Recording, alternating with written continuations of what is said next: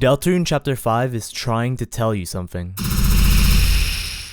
On June 22, 2023, the TV show The Bear released the episode Honeydew, where the character Marcus is being mentored by the more experienced chef, Luca. In the episode, Luca tells Marcus this piece of advice. You can spend all the time in the world in here, but if you don't spend enough time out there, right, you know? Helps have good people around you too. While Luca talks about openness in relation to skill, I believe this positive outlook on openness also applies when it comes to avoiding a mindset of escapism. His mentality is something that several of the characters in Deltarune Chapter 5 heavily needed. Today I'm going to be analyzing Deltarune Chapter 5 and the different ways it depicts and deals with escapism. I assume you'll have played the game already, by the way, cause really throughout the entire game we've been seeing the theme of escapism pop up, but as I personally believe, it was really highlighted in this chapter. Let's start off with the character whose escapism was, to many, unexpectedly emphasized. So I think nearly every character in Deltarune Chapter 5, I'll talk about 3 of them in this video, is trying to escape from something using something. For Susie, she's trying to escape from a harsher real-world reality. A theme, or I guess more so a situation, I didn't expect for Deltarune to cover is that whatever development you have within yourself doesn't change the way you're seen by others. It's unfortunate, but however much self-development you have or even try to show, some people will just have an incredibly still, stuck perception of you. There's a reason why first impressions are considered the most important impressions. It's what people usually remember you by. In every Lightworld section of the game, no matter how much Susie changes in the Dark Worlds, people still have pretty negative perceptions of her in the Lightworld, which is so sad and unfortunate because very few people from hometown see that Susie grows to accept change and understand herself more in the Dark Worlds. In Chapter 1, she learns more empathy through the experience of someone genuinely idolizing and seeing her as a friend with Lancer. In Chapter 2, she learns to grow closer with her relationships, like fully stick and glue together those friendships with Lighteners like Kris, Noelle, and Toriel, and Darkeners like Lancer and Ralsei. Like that's something I feel not a lot of people mention is that Ralsei and Susie aren't very close by the end of Chapter 1, but are super close by the end of Chapter 2 because of off-screen development, which was perfectly fine to me since it shows that these characters continue living without Kris and us, the player, having to witness everything. Also in Chapter 2, we have Susie beginning to learn about her identity and how her typically destructive nature doesn't define her. Learning the healing spell is one of the biggest steps she takes in the game. In Chapter 3, Susie acts mostly like herself throughout, which seems like she didn't develop much this chapter until her monologue near the end, where we learn that this chapter is about her self-acceptance. It's that story about her feeling like a broken toy until she realized she could get accepted. That little bit of hope from Toriel that fueled her to continue resulted in less self-hate. I think this lack of self-hate though was harder for Chapter 1 Susie to process because she was still muddled in it with the lack of genuine friendships. After she makes these friendships and strengthens them, she's able to reflect on that experience and realize what it fully meant, why it was important and formative to her. Chapter 4 Susie's development is all about fate and rejecting it. I think this chapter is truly an antithesis to her own Chapter 1 statement, your choices don't matter. Making choices, good choices, is like surrounding yourself with good people. It allows you to persevere. It allows you to, slowly but surely, get a little bit better at everything you do. Susie literally learns one of the simplest things to hear yet hardest things to do.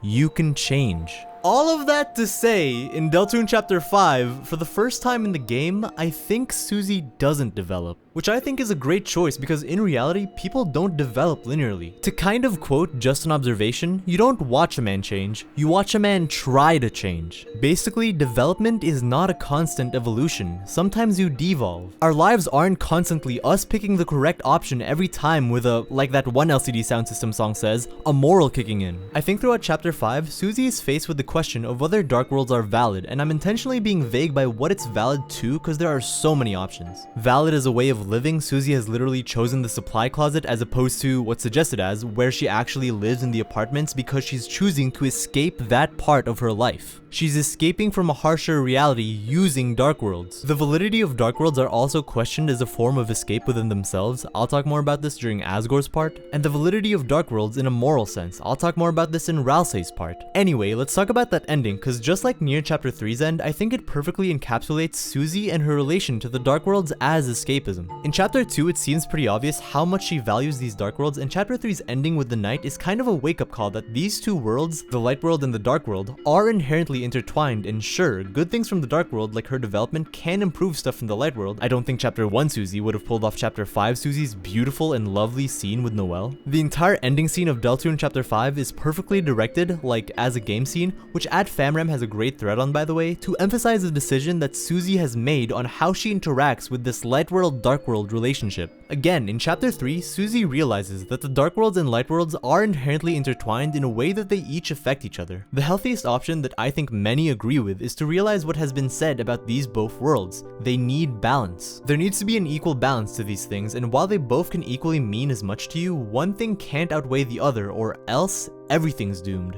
The decision Susie makes though, I feel 3 things toward. The first thing is an obvious concern, because the way she's treating this dark world, which I don't like people saying is fiction, because like, our dark world's supposed to represent fiction in our world, yeah, I think there's a direct parallel with that, but diegetically, in the world of Deltarune, these objects and items seem to genuinely have emotions. It's not really fiction if these flowers genuinely feel like this, if these darkners genuinely act like this, and the point of Ralsei is that he's a real boy, like Norm from Phineas and Ferb. Anyhow, I'm still concerned the dark world is more of a home to her than her actual home or even hometown. I think that walking home scene emphasizes how the dim lowlights of hometown don't mean as much to her than the reality that Castletown brings to her personally. Like she says in the Suzel scene, the only reason she's even there is for Noelle. She's willing to bear anything for her. And that includes hometown, and a lot of hometowns still kinda having assumptions about her. Anyway, alongside feeling concern, I also feel this sense of joyful, nostalgic sympathy. It's like a bittersweetness with an emphasis on the sweet. Like, there is so much to say with Susie finding so much love and adoration from the Darkners in Castletown. They are important to her, and they find her equally as important. There's a genuine sense of love towards all of the bonds and friendships formed in this area. It's a representation of everything Susie has learned and everyone Susie has met in these dark worlds. She's fought and loved and cried and changed in these worlds. From chapter 1,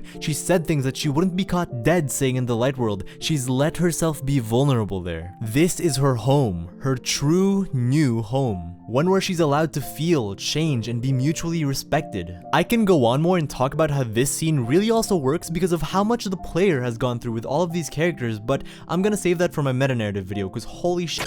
This chapter has so much to say that I'm trying to keep most of this video diegetic. Anyway, the third emotion I feel, and I think a lot of people feel to this scene, is indecisiveness, which is crazy because this is Susie literally making a decision. It is a direct follow-up to her personal promise in chapter 3's ending that she'll do something about how the dark worlds and light worlds are affecting each other. And what is her action? Deciding that these adventures, which is phrased so interestingly, like she's aware that these fantastical places are exactly that, fantastical, but she also knows it matters so much, and the game doesn't tell us this. They show us this with the visuals and let us hear this with the gorgeous background music. But anyhow, these adventures aren't just adventures she can use as escapes. They're connected to what she's escaping from. Her solution is that she's gonna introduce the dark world to someone that has fundamentally changed her, Noelle. She's bringing reality into fantasy, but like in this case, with how much more Castletown has meant to her than hometown, she's bringing this fantastically wonderful part of her life, Noelle, into what she feels is reality. The dark worlds. She's combining one of the few good things in a negatively real reality with the positively also real fantasy. I'm saying that Susie is kinda rejecting the big picture sense here. Again, Susie only seems to bear the light world for Noelle, and it's kinda interesting to see how she's rejected this balance I was talking about. She's just decided the dark worlds ultimately make me happier than the light worlds full of societal pain, rejection, and struggle.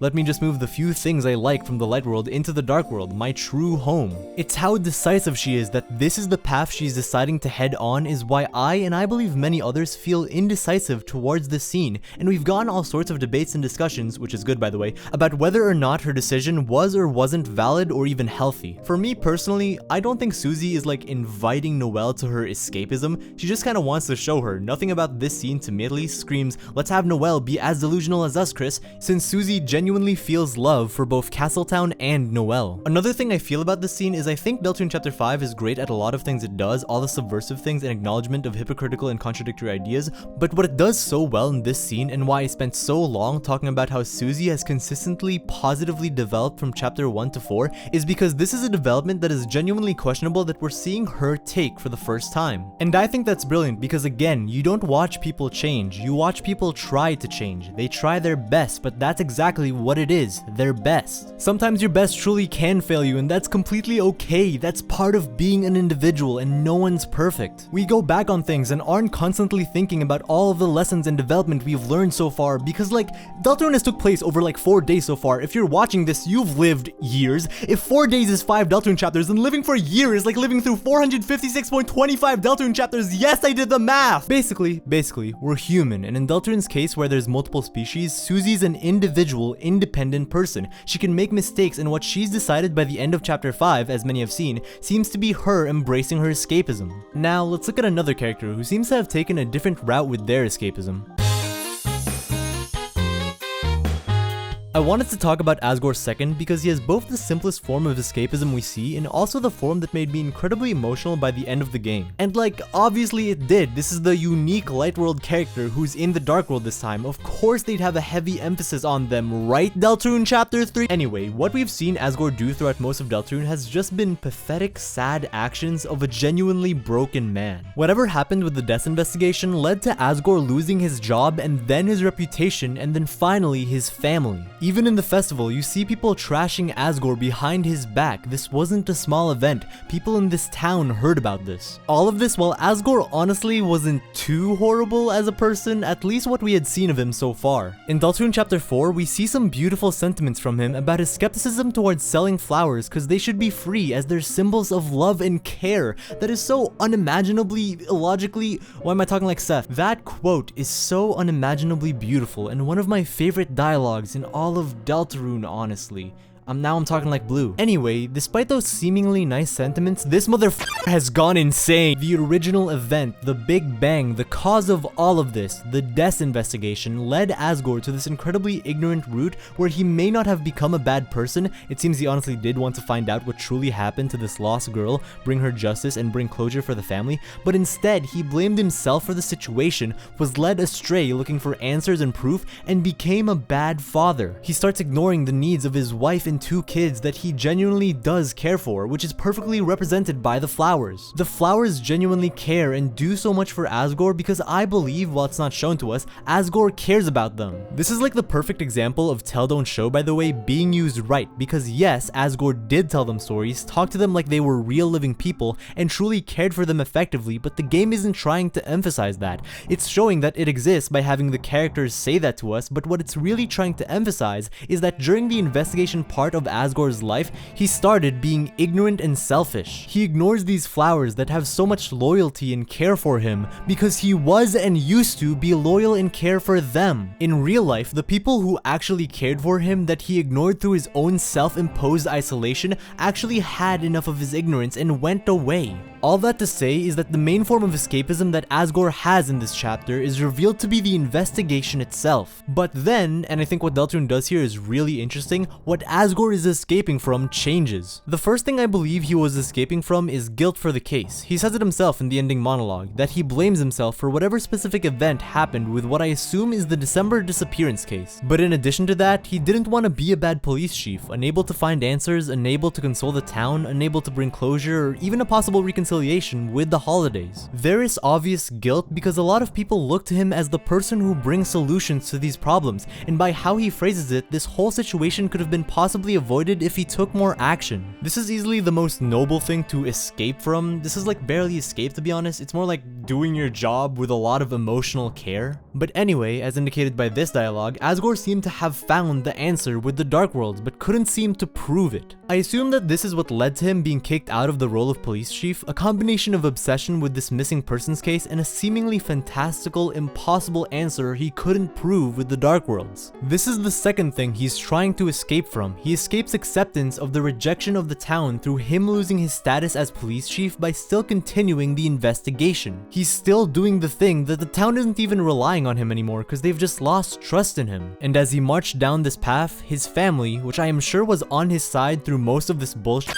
eventually leaves as well. The final thing he's trying to escape from using the investigation is accepting responsibility that he's lost his family because of his behavior. He's just been wrapped too far into his mind that he's lost sight of things that truly matter. And throughout all of Deltarune Chapter 5, the darkest parts of this behavior is shown to the point of him kicking out his own kid and their friend from the Dark World and his Flower King shop. But near the end, the thing that finally snaps him out of it is a direct confrontation, a direct symbol, a direct sign of the damage he's done, with his kid badly hurt and laying on the floor unable to stand anymore. Asgore's final monologue showing his realization that despite him failing what he needed to do, probably probably being blamed by the town for failing to find answers, and ultimately losing his status as police chief, his realization that his family never blamed him for it, they stuck by his side, and instead of accepting his losses and mistakes, he only continued further down this spiral of an investigation full of error and self-hate. It was pointless to continue down this path and have him losing his family, the dreamers becoming a broken home. All of that could have been avoided. His actions led to him being a genuine failure of a father figure, someone unable to protect, console, and comfort their child, someone who was never really there despite being around. It is a brutal, crushing scene that genuinely got me tearing up the first time I played it, because it played so strongly, and I think the only other time this game has hit me like this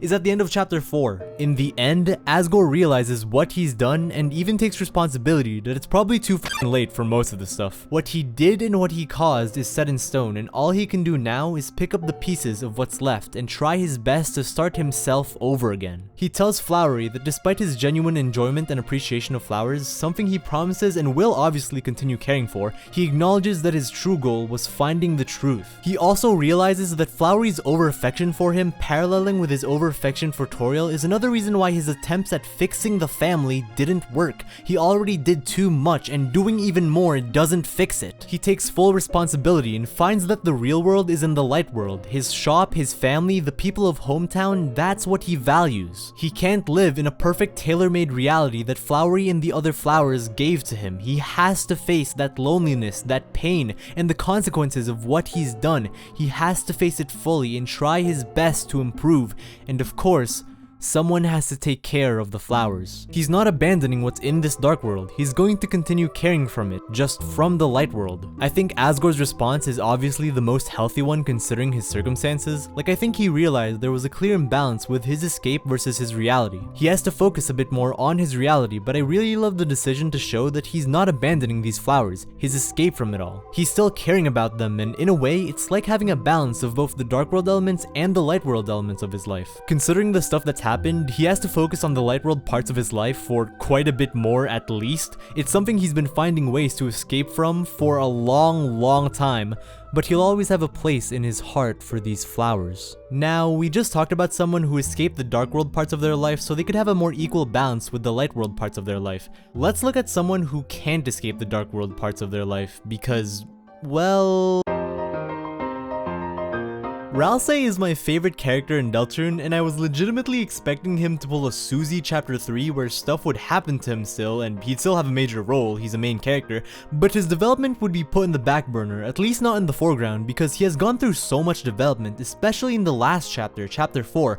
Holy shit, thank God I was wrong, because this is genuinely some of the best development from Ralsei we've seen. We saw him learning to accept in chapter 3 and 4 that he's his own person. In chapter 5, not only do we see him put this in practice, he's literally becoming more of himself as a person, saying things that feel like him, kinda cute and playful and sarcastic. The Ralsei dialogue in this chapter is great, but also holy shit does this man hate Flowery and makes that known. Like, he is genuinely not pulling any punches. So many times I was reminded of this one piece of dialogue during King's Fight from chapter 1, which is, "Sorry, my friends and I aren't going anywhere," followed by his will changing. Like, that line of dialogue from chapter 1 in retrospect feels like it's genuinely Ralsei's personality shining through and being shown there. And now here, we get so many lines like this in chapter 5. However, we can't talk about Ralsei without also talking about Flowery in this chapter. This is low-key a bit from the game. Flowery is annoying, and I realized that while playing that it's fully intentional, and I fully locked in and accepted that fact. I love seeing Ralsei genuinely get angry because yes, get angry, get upset, realize that you have the right to feel insulted by someone.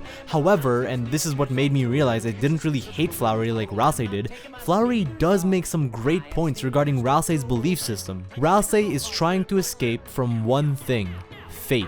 But what he's using to escape from it has changed. He's tried to escape fate since chapter 1, as we learned from chapter 4's Ralsei moment. Ralsei just believed that if he was good enough, the ending of the prophecy can somehow be avoided. He was using rules as escapism from the dark end of the prophecy. However, as the game continues, just like Ralsei's will changed in chapter 1, Ralsei begins using defiance and independence as ways of escapism, and like, again, this is not really escapism. He's trying to escape and prevent something bad from happening through a new, healthy healthier way. Instead of just following a path and hoping that it leads him down to a different result somehow, he realizes that being himself, which is a defiance of the prophecy in and of itself, is allowing him to escape from the dark truth of the prophecy. But is it helping prevent that dark truth of the prophecy from actually happening? That is one of the many uncomfortable questions Flowery is bringing up to Ralsei in this chapter. Flowery putting Ralsei in the closet with the f***ing hat on is genuinely an insane way to introduce the dynamic between these two, because it's just Flowery insulting and blatantly disrespecting Ralsei in every possible decision he's made while trying to find a way to defy the prophecy and its end.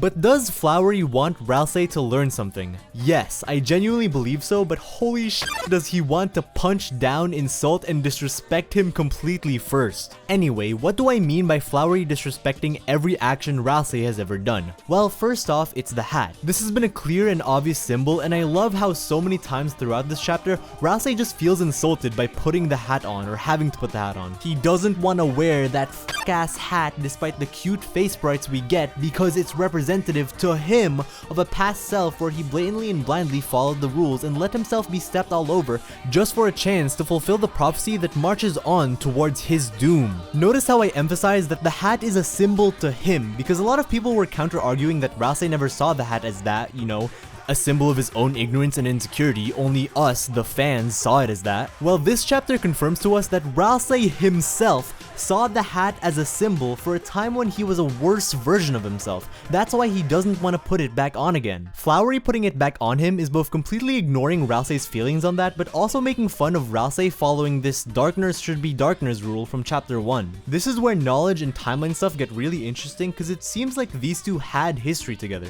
In the conversation between Seth and Ralsei in the cafe, Ralsei seems to dislike that Flowery doesn't explain everything correctly, doesn't use the right terms, tells things people shouldn't know, and acts like he knows more than he does. Keep this list in mind, but I think the existence of this list in general shows Ralsei really knows Flowery and Flowery really knows Ralsei. But has Flowery seen Ralsei's development? Because especially after chapter 4, Ralsei kind of abandoned this darkness should be darkness, I only exist to follow the prophecy mindset. Whether or not Flowery does or doesn't know is really interesting to me, because one, it has huge lore implications regarding how connected Ralsei, Flowery, and other potential powerful darkners really are. I mean, we saw Ralsei use his fire attack, like holy shit. And two, if he does know his development from chapter 4, it makes the insult honestly a lot worse, bringing up how really stupid and illogical it was for Ralsei to believe that darkners weren't people, that he should never acknowledge his own identity, and that his own existence, despite mattering slightly more than other darkners because of his role in the prophecy, still didn't matter, makes Flowery's actions like opening up and burning a healing wound.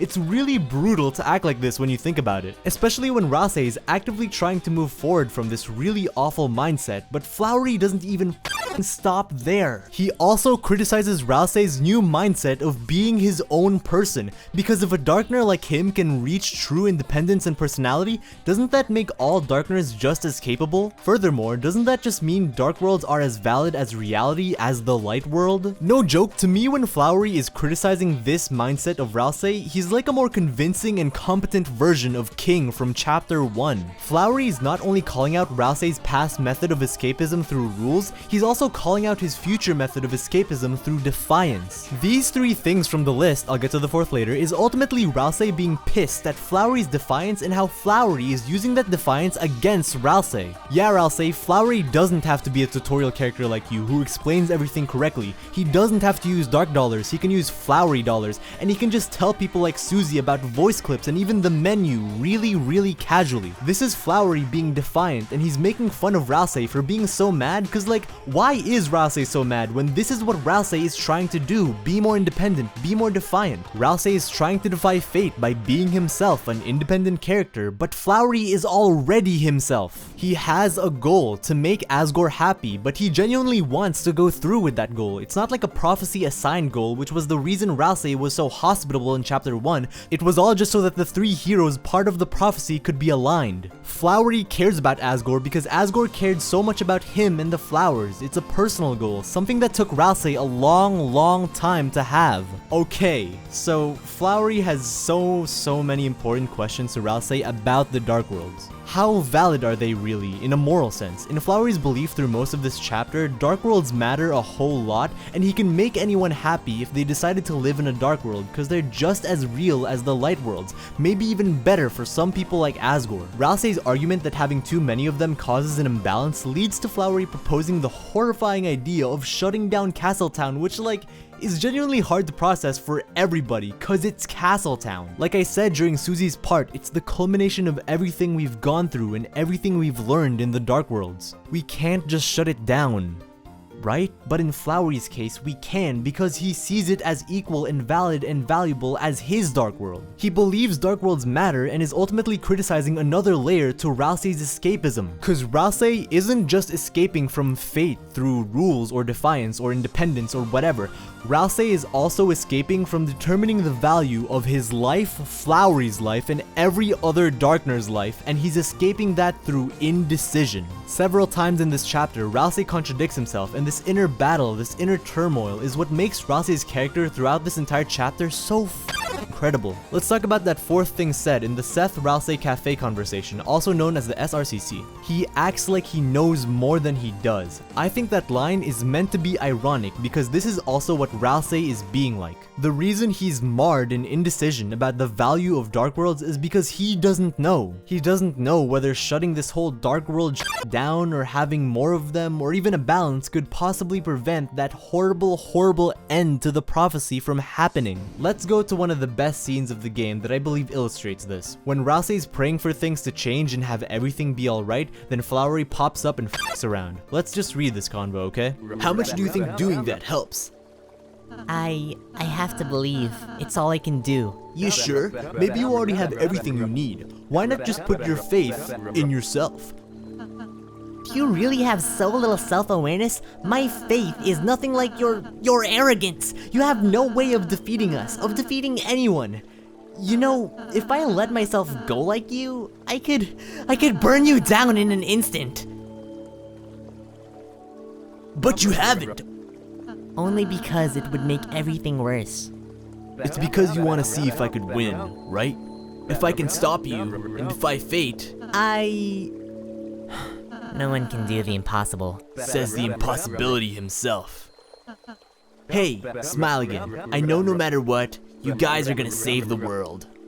I suppose so. This is genuinely, to me, another perfect mind-bending Deltarune scene that has so many layers. First off, it starts with both of them calling each other out for not really having a plan. Flowery is freeballing it, and Ralsei's attempts to change the prophecy like praying or having a good heart, which I see as him criticizing prophecy / rule following push over Ralsei and the more independent Ralsei. Flowery calls these all out as not being very effective to actually achieve his goal of changing the prophecy and defying fate. Then we get to Flowery saying Ralsei has a true to God, honest, good heart, and Ralsei saying his faith is nothing like his arrogance, which is interesting enough because it's like Ralsei pulling rank, showing off his status that yes, Ralsei is an independent person, and yes, his role in the universe he's been granted through the prophecy, his faith, is nothing like Flowery's bullshit, which all culminates into the cold ass line, "I could burn you down in an instant," one of the best lines in the game because it is genuinely fire. Then Flowery wonders why Ralsei hasn't shown up and shown off like this, and Ralsei calms down, believing it would make things worse, leading to Flowery saying Ralsei is letting him live because he wants to see if the Flowery way of handling things can defy fate. But Ralsei heavily doubts the Flowery way is even possible at defying anything. Then Flowery calls Ralsei an impossibility, which is like, what? This is getting into lore theory territory, and I do love that stuff, but I am focusing on analysis, but like, what the f is Ralsei, man? And then the moment ends with a wholesome reassurance, and I genuinely believe Flowery is being honest saying this, that Ralsei and the Fun Gang squad are going to save the world. And it also still relates to escapism. This whole conversation is Ralsei using independence / the prophecy / his role in it as escapism from his indecisiveness about how much Dark Worlds matter and from fate. It's truly a perfect scene in the game. I want to conclude this analysis by talking about the flowers and just the small ways they escape the reality of being a Darkner. I don't think I need to expand on how Ralsei ended up being as right as Flowery. I mean, come on, his dark world is still open. Anyway, I want to emphasize again that I don't really like people simplifying Darkners as fiction because diegetically, they aren't. Like in the world of Deltarune, the playing cards, the laptops, the CRTs, and the fire hydrants genuinely do have emotion, but the flower Darkners are slightly different. They're alive, but the Dark Worlds give them a higher form of consciousness. I think these flowers are using what I call Ralsei's independence as escapism from the fact that they're flowers. Their tendency and want to be human so bad is so depressing, and especially in that ending scene, Toby Fox emphasizes that these flowers genuinely had dreams. But at the same time, these dreams couldn't be achieved because they're flowers. Their Darkner status and independence, they tried using that fully to escape from that fact, but eventually, the dream had to end, the Dark World had to close. I think all the flowers challenge Ralsei, but not at all to the degree of Flowery, and when they realize Ralsei is becoming as independent as them, you see the scene where all 6 of them cheer for him. Eventually though, reality comes crashing in for the flowers when they have to close their world and their dream, which is perfect foreshadowing for the night literally crashing in and kidnapping Asgore. Like ashes to ashes and dust to dust, from dark world to dark world and dark world to light world, we see that these two places are truly interconnected. I want to revisit back to what I was saying about balance. I believe that this could be what Deltarune's theme of escapism is building up to. That it's been spelled out right in front of us. The dark worlds and the light worlds must have their balance remained, and they're both equally valid forms of reality. However, you shouldn't rely too much on one or the other. I think some people can feel so attached to fictional characters that they genuinely feel real, and a lot of people are fine with that and becoming more fine with that, and thank God more and more people are becoming like this, like realizing there is emotional value in fiction with the fact that you can feel vulnerable and find yourself within something like a book, movie, or show. Don't find yourself lost in the code or in the sun. I think finding yourself immersed in a game's world or chilling out with friends in a local pizza place are both valuable, fulfilling activities. You end up becoming a more balanced, mature, and well-rounded person by accepting this. Knowing that many things in this beautiful life truly matter, and it doesn't make sense to lose ourselves, trying to escape from what's real, what's fake, and using any means necessary to find comfort in a lie than accept the possible pain in a truth. That pain, while it's obviously fine to lessen and avoid it, putting pain on yourself isn't healthy at all, I think going through some of it, going through some consequence, going through some truth, might make it all worth it. Thank you for watching.